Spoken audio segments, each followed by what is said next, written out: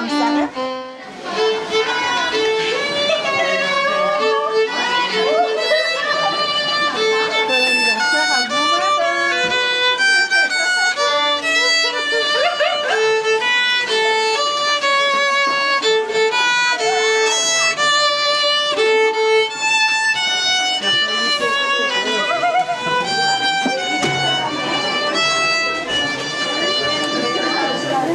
raha manokana ianao na tratry ny tsy andro lehibe andro anty dia ny fotoana atsiarovanao nitsika fotoana nateranao cœur qui bat karakara surprise ohatra izao dia andreo madame Domona nanomana manokana izao surprise ao anao i Prinsia pa Princy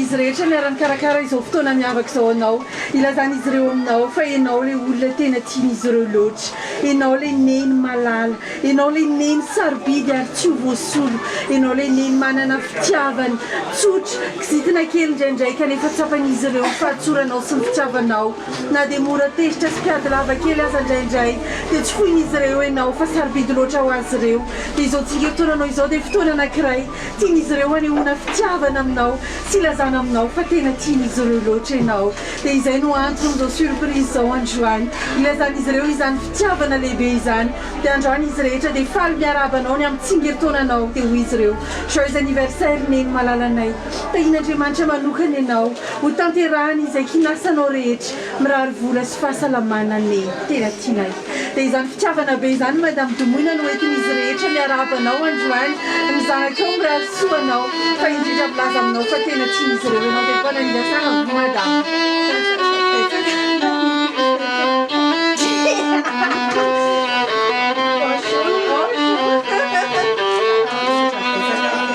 merci beaucoup